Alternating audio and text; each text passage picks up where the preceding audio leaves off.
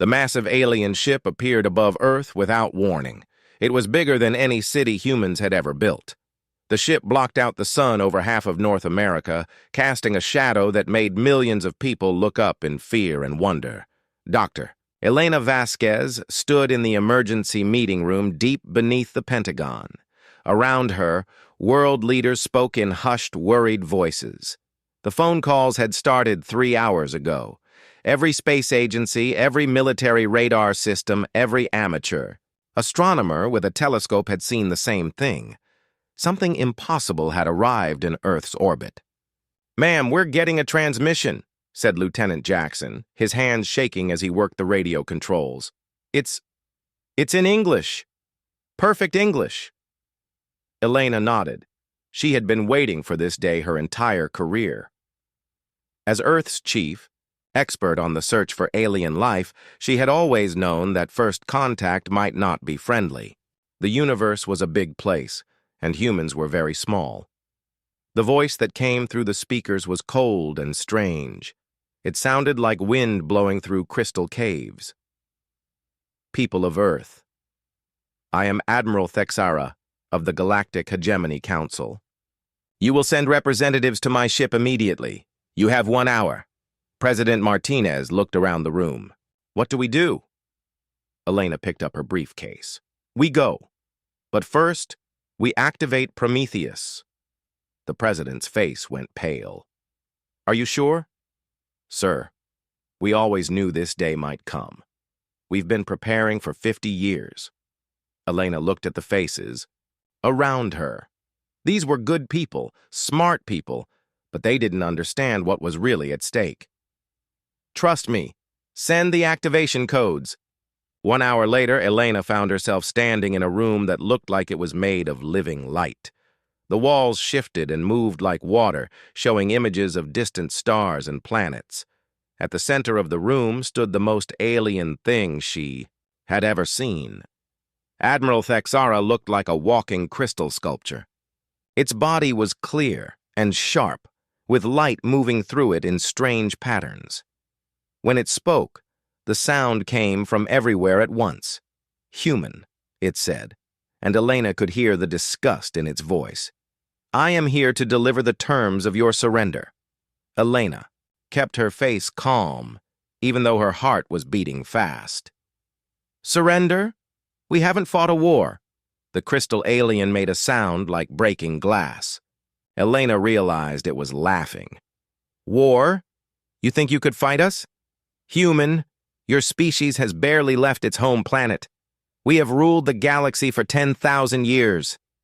Around the room, holographic images appeared. Elena saw massive fleets of alien ships, worlds covered in strange cities, creatures that looked like nightmares and dreams mixed together. The Council ruled over hundreds of species across thousands of worlds.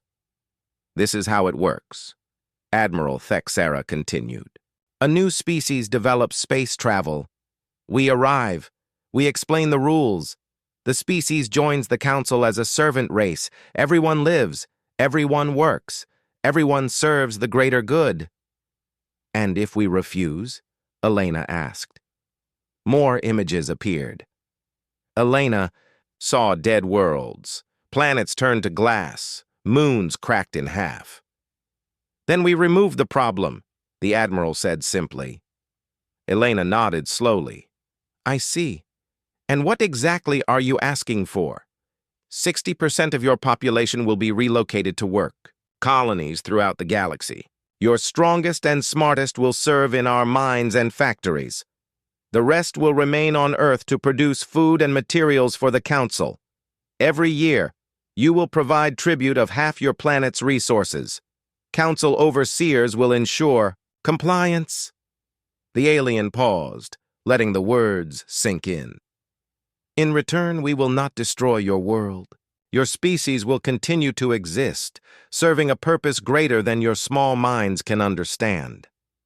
Elena thought about her daughter, Sarah, about her grandson playing in his backyard, about every human being on Earth going about their normal lives.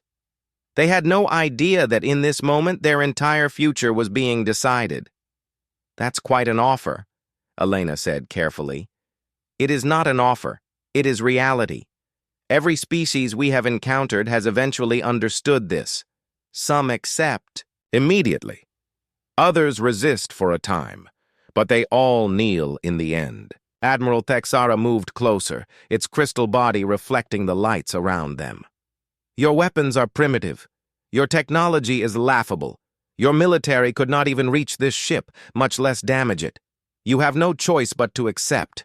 Elena smiled. It was a small, quiet smile, but somehow it made the alien step back. Admiral, I appreciate you coming all this way to explain our situation, but I'm going to need some time to discuss this with my people. 72 hours should be enough. The crystal alien's light patterns shifted to angry red. You need time? Time for what?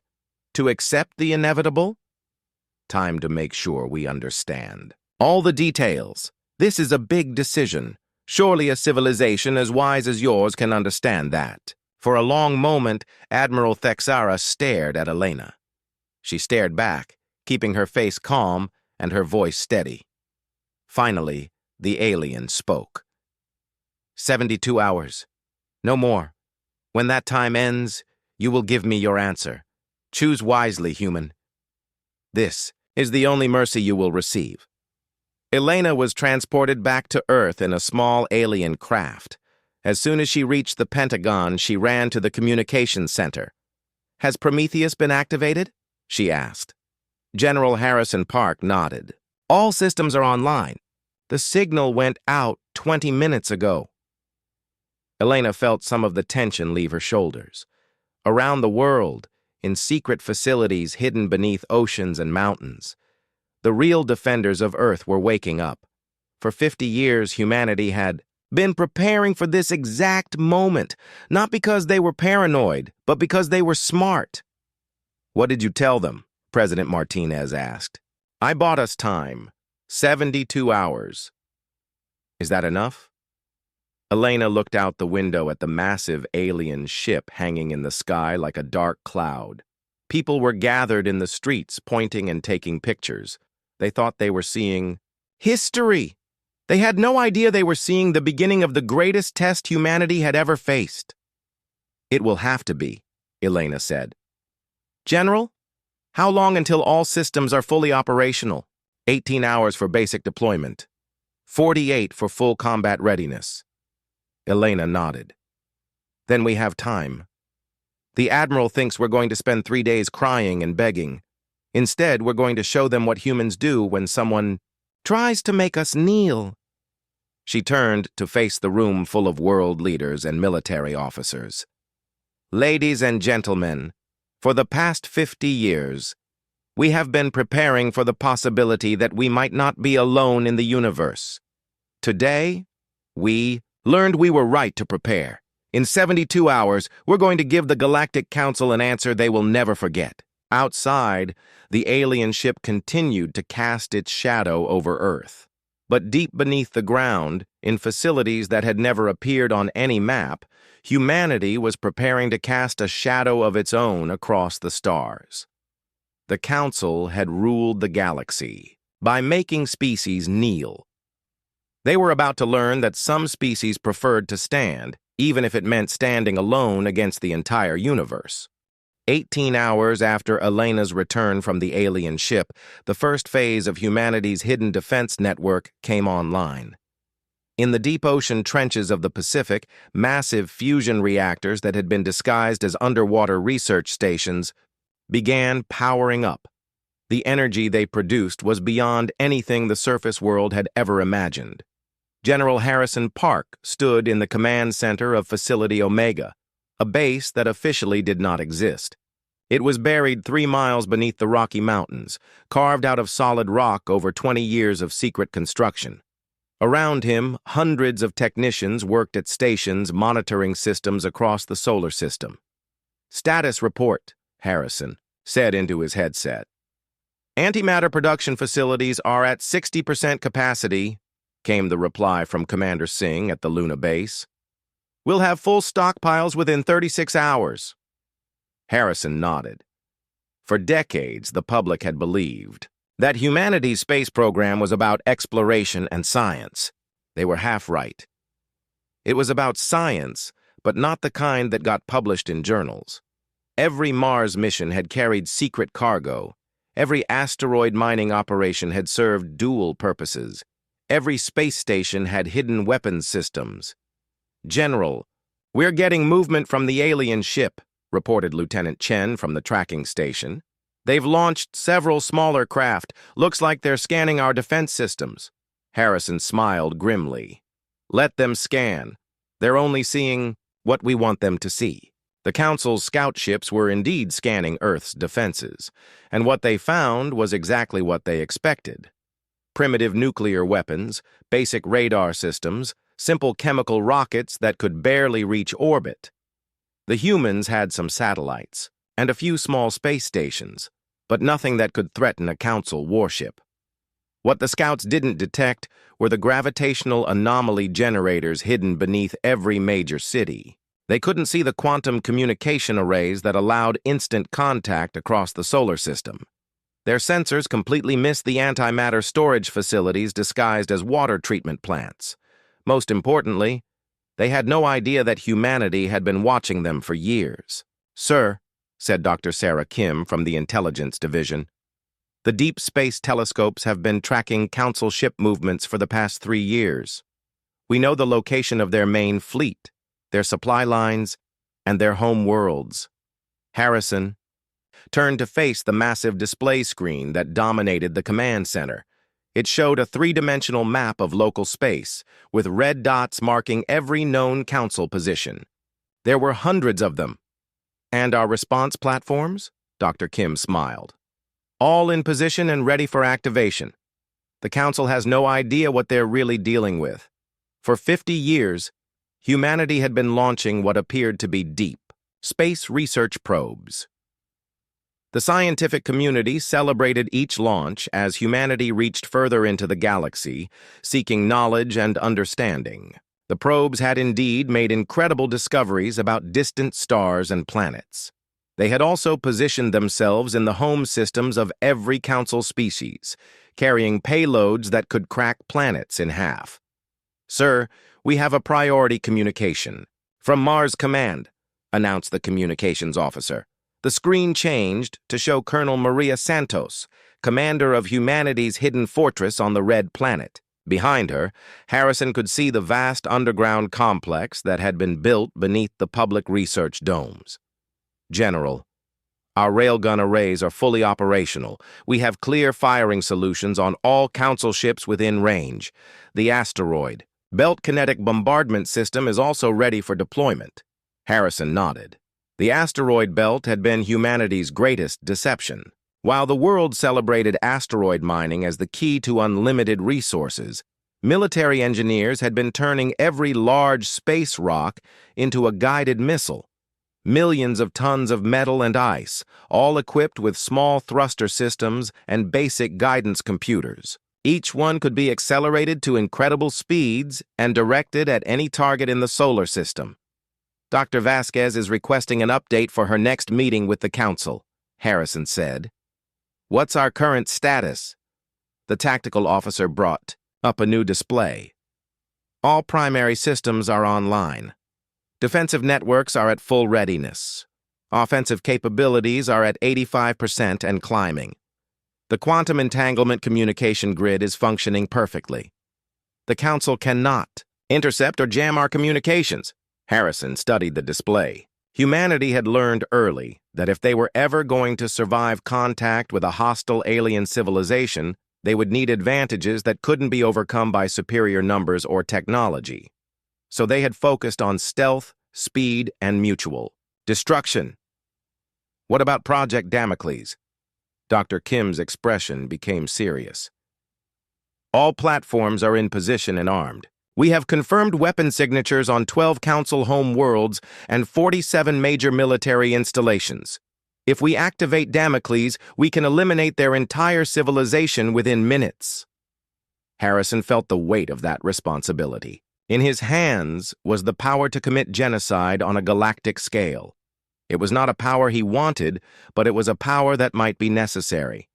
"Sir, said the communications officer. "We're receiving reports from all over the world. The public is starting to ask questions about unusual military activity. Social media is full of speculation about secret government projects." Harrison sighed. "Send word to all government liaisons. It's time for limited disclosure. Tell the world leaders they can inform their people that Earth has defensive capabilities they weren't aware of. Don't give details, but let them know we're not as helpless as we appear." Around the world, presidents and prime ministers began making carefully worded announcements. They spoke of secret defense projects, of hidden preparations, of humanity's determination to remain free. The public reaction was mixed, but mostly hopeful. If their governments had been preparing for this, maybe there was a chance. In the command center, Harrison watched as the final systems came online. The network humanity had built was staggering in its scope. Every major nation had contributed resources and personnel. Every space mission for 50 years had served the greater purpose of planetary defense. "General," said Dr. Kim, "we're receiving a message from one of our deep space monitoring stations. The Council is moving additional fleets toward our system. It looks like they're preparing for the possibility that we might refuse their offer." Harrison nodded. "How many ships?"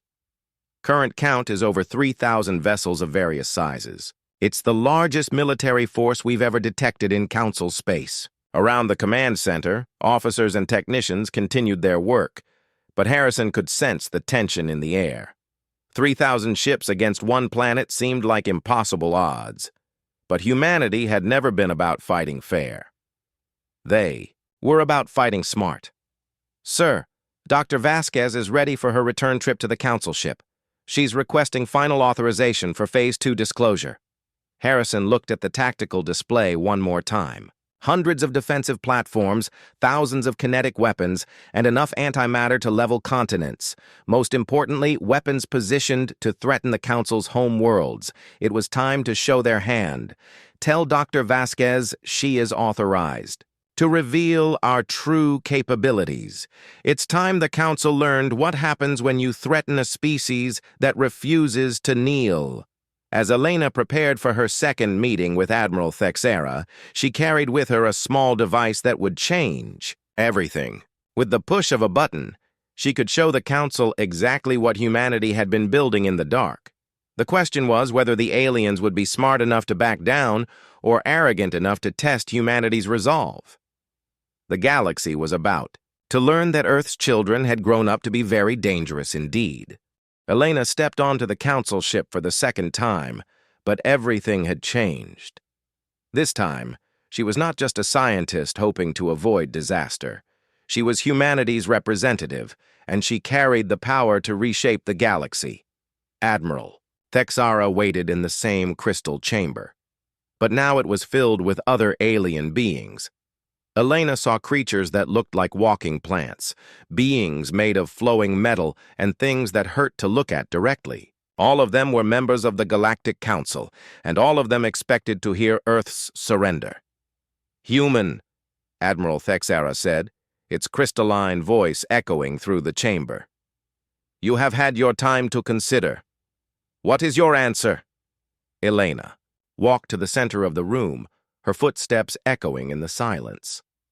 She looked around at the assembled aliens, these beings who had ruled the galaxy for thousands of years, who had never been told no by a species they intended to conquer.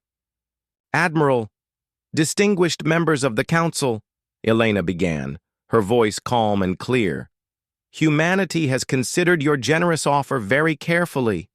After much discussion, we have reached a unanimous decision." The aliens leaned forward, expecting to hear the words of submission they had heard from hundreds of other species. Instead, Elena smiled. "We respectfully decline." For a moment, the chamber was completely silent.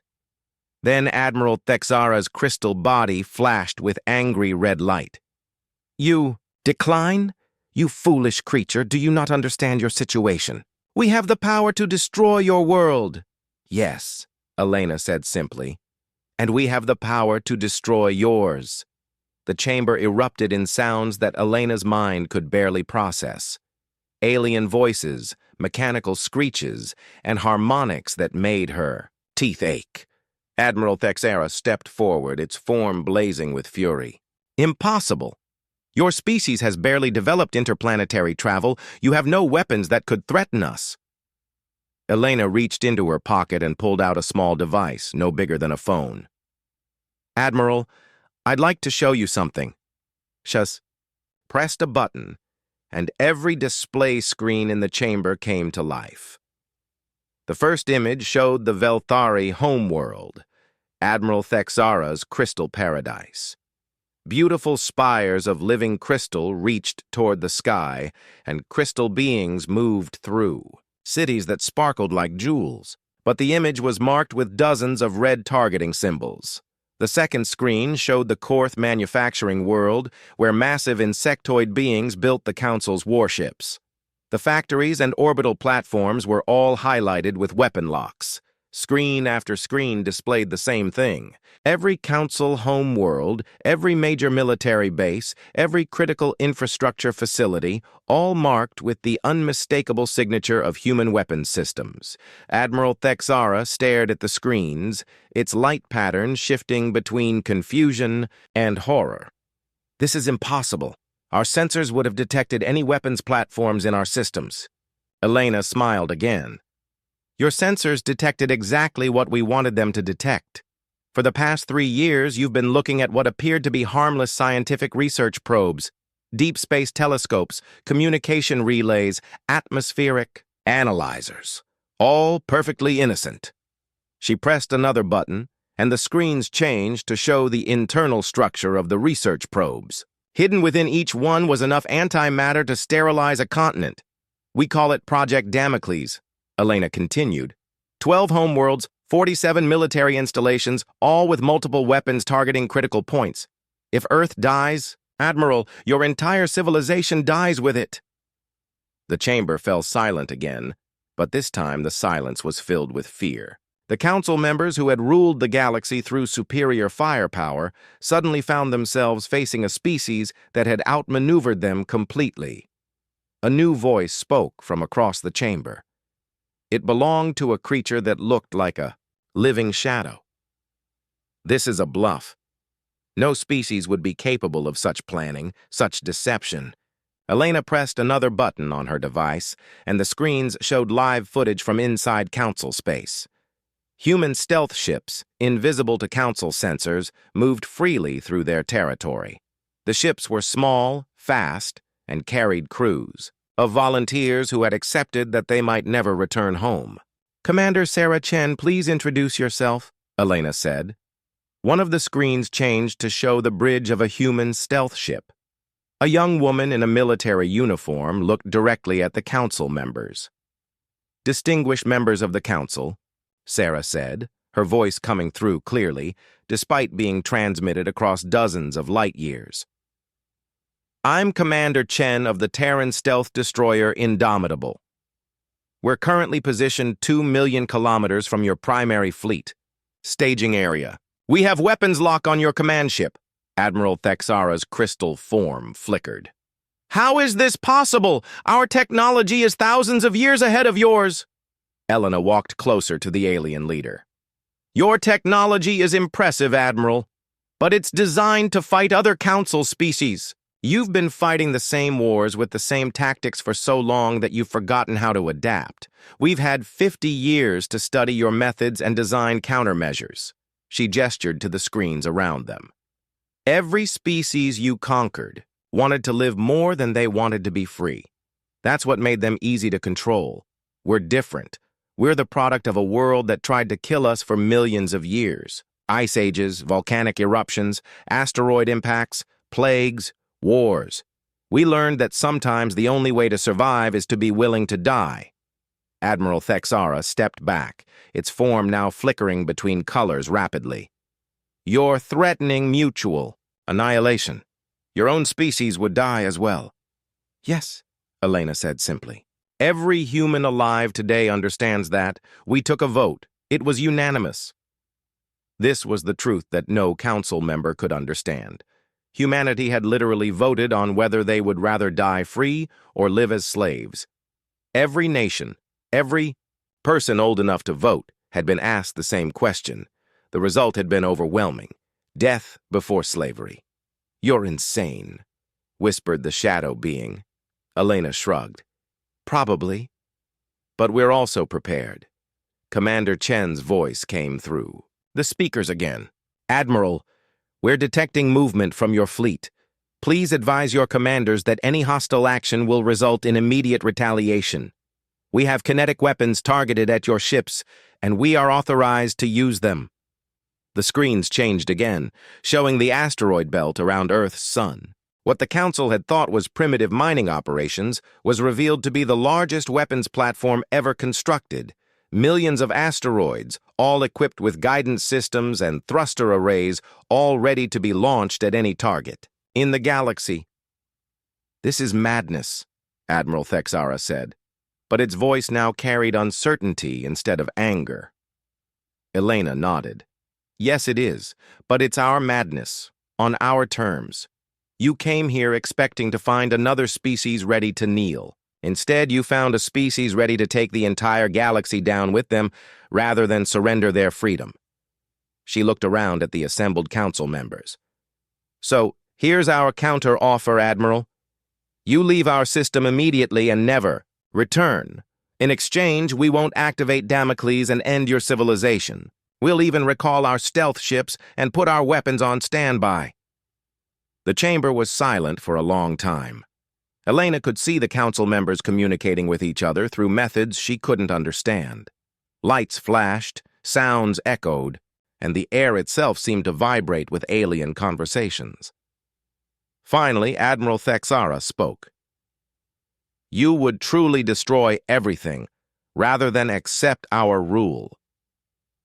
Elena's expression became serious. "Admiral, my species spent thousands of years learning to fight impossible odds. We fought ice and fire, flood and drought, predators and plagues. We fought each other when we had nothing else to fight. And in every case, we chose to keep fighting, rather than give up." She paused, letting the words sink in. "You rule the galaxy because you're strong, but we come from a world that made us stronger. You've never faced a species that preferred extinction to submission. Today, you have." Admiral Thexara looked at the screens showing its home world under threat, its fleets targeted by invisible weapons, its entire civilization held hostage by a species it had considered primitive. "What guarantee do we have that you won't attack us anyway?" Elena smiled one final time. "The same guarantee you offered us, Admiral. Our word, and the knowledge that we all have to live in the same galaxy." The Council was learning what humans had always known. Sometimes the only way to ensure peace is to be prepared for war. And sometimes the only way to remain free is to make the cost of conquest too high for anyone to pay. The Council's response came 12 hours later in the form of plasma fire. A squadron of 20 Council warships broke away from the main fleet and attacked one of Earth's orbital defense platforms. The platform, which appeared to be nothing more than a communications relay, was destroyed in seconds. The Council's message was clear: surrender now or face total annihilation. Humanity's response was immediate and brutal. Commander Sarah Chen, aboard the stealth destroyer Indomitable, received her orders through quantum entanglement communication. The message was simple: authorized. Show them what we mean. 3 minutes after the orbital platform died, the Council squadron that had destroyed it simply ceased to exist. 20 warships, each carrying thousands of alien crew members, were vaporized by kinetic projectiles fired from positions the Council couldn't even detect. The asteroids that struck them had been accelerated to nearly the speed of light, turning each ship into expanding clouds of superheated plasma. But that was only the beginning. Admiral Thexara was still trying to understand how its ships had been destroyed when every screen on its command vessel lit up with a new horror. The uninhabited moon of Velthen, in the Admiral's home system, was being carved apart by weapons fire from space. Massive letters appeared on the moon's surface, burned into the rock by antimatter beams. The message was visible from orbit around. The Crystal World. Final warning. General Harrison Park stood in the command center beneath the Rocky Mountains, watching the real-time footage from the Velthari system. Around him, his staff worked with quiet efficiency, monitoring the greatest military operation in human history. "Status report," Harrison said. "All Damocles platforms are armed and ready," reported Dr. Kim. "Stealth fleet is in position. Kinetic. Bombardment systems are at full readiness. The Council's main fleet is holding position, but we're detecting massive energy buildups. They're preparing for something big." Harrison nodded. "And our evacuation procedures?" Phase 1. Civilian evacuation is complete. All major cities have been cleared to underground shelters. Phase 2. Deep bunker protocols are in effect for essential personnel. If they glass the surface, we can survive and rebuild. This was the reality that no council member understood. Humanity had spent 50 years not just building weapons, but preparing to survive their use. Every major city had underground shelters that could house its entire population. Every military base had backups buried miles beneath the ground.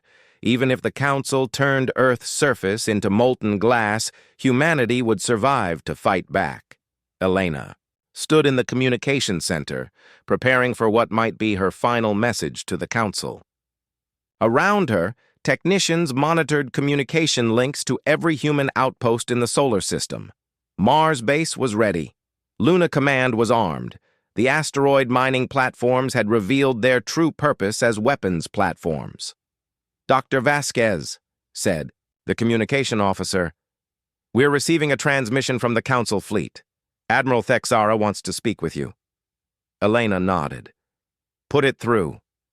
The Admiral's crystalline form appeared on the screen, but now its light patterns were chaotic and angry. "Human, you have destroyed Council vessels. You have attacked our home world. This is an act of war."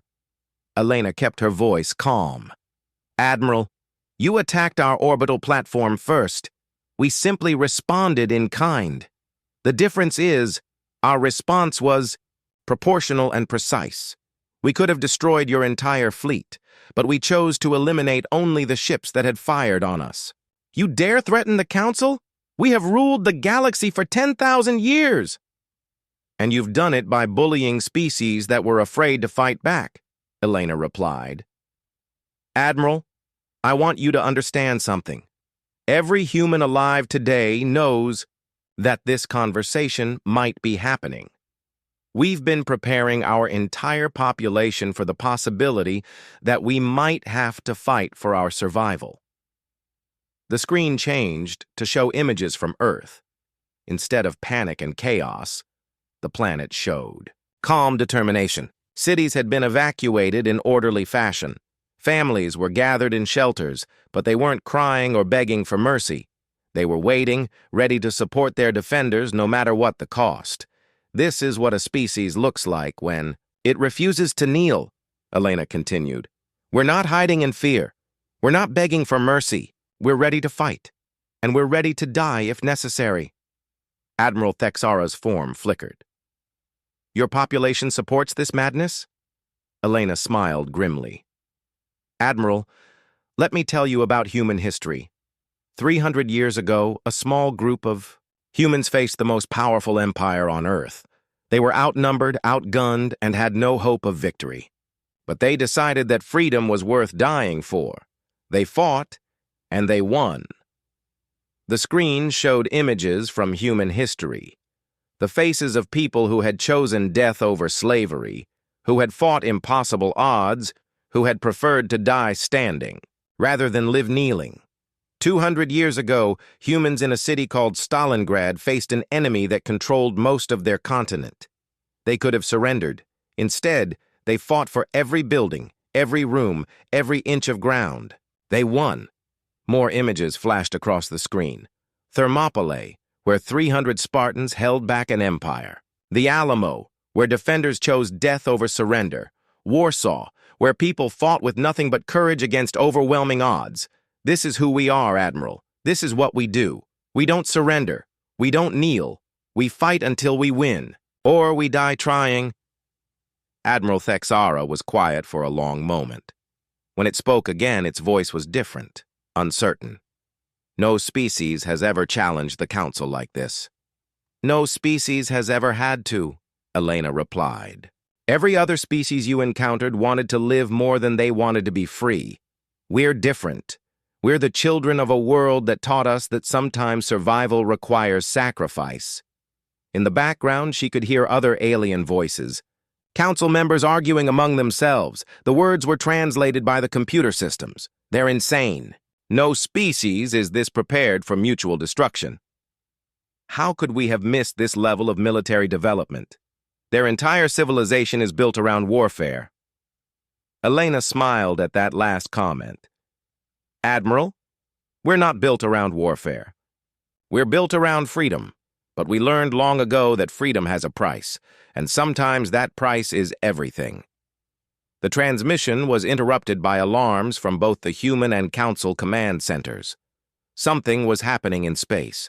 Dr. Vasquez, said General Park's voice over the intercom, we're detecting massive fleet movements. The Council is bringing in their main battle groups. Current count is over 5,000 ships. Elena felt her heart rate increase, but she kept her voice steady. Admiral, it looks like you're escalating this conflict. Are you prepared for the consequences? Admiral Thexara's form blazed with angry light. Human, you cannot threaten the Council and expect no response.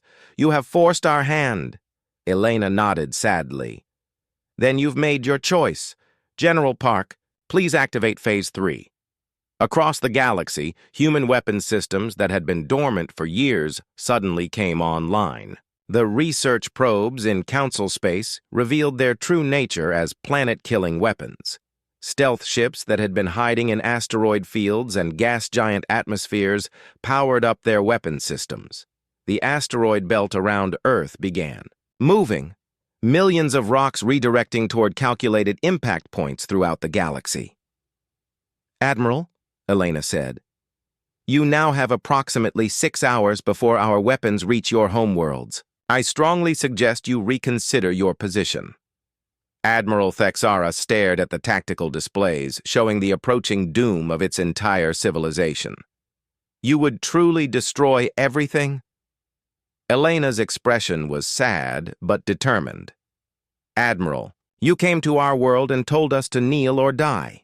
We chose to die. But we also chose to take you with us. The decision is yours. Pull back your fleets and leave our system, or watch your civilization end. The screen went dark as Admiral Thexara cut the communication. Around the command center, humans watched their displays and waited. In 6 hours, they would know whether the galaxy would survive or whether humanity's refusal to surrender would end civilizations across the stars. The greatest game of cosmic chicken in galactic history had begun, and the stakes were the survival of every intelligent species in the galaxy. The Council's Grand Fleet arrived at Earth 47 hours after the ultimatum was delivered. 5,000 ships, representing the greatest military force in galactic history, took positions around humanity's home system. But when they arrived, they found something impossible. Earth was gone. Not destroyed, not conquered, but simply empty. The blue world that had defied the galaxy hung silent in space. No radio signals, no energy signatures, no signs of life. The orbital platforms were still there, but they were automated and sealed. The planet below showed no movement, no cities, no activity of any kind. Admiral Thexara stood in the command, center of the flagship Eternal Dominion, staring at the impossible sight. The largest fleet in Council history had come to crush a defiant species, only to find that the species had vanished. Scan the planet, the Admiral ordered. Find them. The IBIS results were beyond anything the Council could understand. Every major city was empty but intact. Power grids were running on automatic. Infrastructure was maintained by robots, but 11 billion humans had simply disappeared. Admiral, reported the scan technician. We're detecting massive underground complexes. It appears the entire human population has moved into hardened bunkers deep beneath the planet's crust. Some of these facilities extend miles underground. Admiral Thexara realized the horrible truth. Humanity hadn't just prepared weapons to fight the Council. They had prepared to survive anything the Council could do to them. They had turned their entire planet into a fortress. But that wasn't the worst part. Sir, the technician continued, we're also detecting that the planet's core has been destabilized. The humans have somehow weaponized their own world. If we attack the surface, the resulting chain reaction will destroy the entire system. Admiral Thexara felt something it had never experienced before. True fear. The humans hadn't just prepared to die defending their world. They had prepared to turn their world into a weapon that would take the entire Council fleet with them. Deep beneath Earth's surface, in the command bunker that humanity had spent 20 years building, General Harrison, Park watched the tactical displays. Every Council ship was tracked and targeted. Every movement was monitored. The enemy had come in force, but they had walked into a trap that spanned the entire solar system. Status report, Harrison said. All civilian populations are secure in the deep shelters, reported Dr. Kim. Life support systems are functioning normally. We can sustain the entire population for up to 50 years if necessary. Weapon systems? All Damocles platforms are armed and awaiting final authorization. The kinetic bombardment system is ready. Stealth fleet reports all targets acquired. And, sir, Dr. Kim paused. Project Omega is ready for activation. Harrison nodded grimly. Project Omega was humanity's final contingency. If all else failed, if the Council chose to destroy Earth despite the consequences, humanity would detonate their own planet's core. The explosion would be visible from halfway across the galaxy, and it would take the Council fleet with it. Elena sat in the communication center, preparing for what might be the last conversation between humans and aliens. Around her, the bunker hummed with quiet activity. Families were housed in comfortable living areas. Children were attending school in underground classrooms. Even in the face of possible extinction, humanity was continuing to live, to hope, to plan for the future. Dr.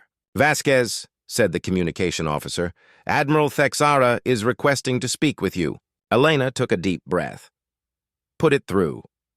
The Admiral's crystalline form appeared on screen, but something had changed. The angry red light patterns were gone, replaced by flickering uncertainty. Human, Admiral Thexara said. What have you done? Elena smiled calmly.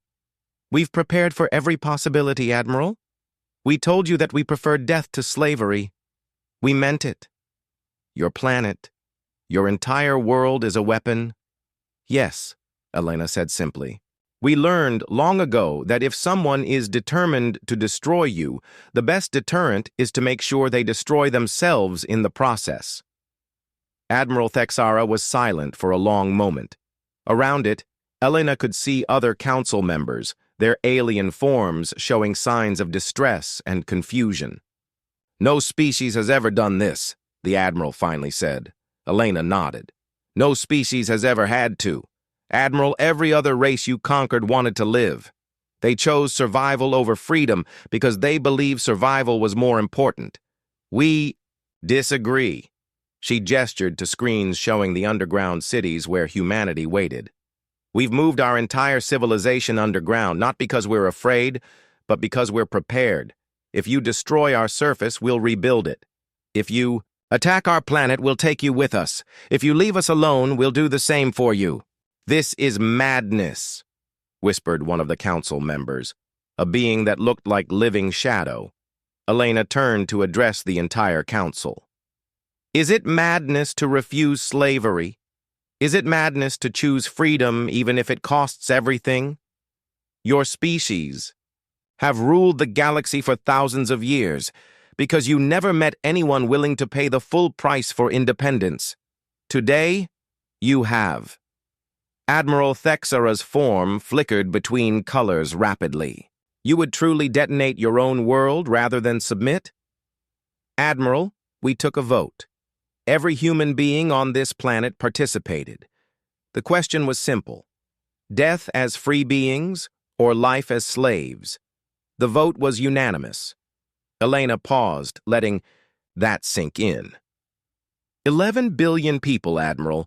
Every single one of them chose death over slavery. Not just the soldiers, not just the leaders. Grandparents, children, teachers, farmers, artists, everyone. The screens changed to show images from the underground cities.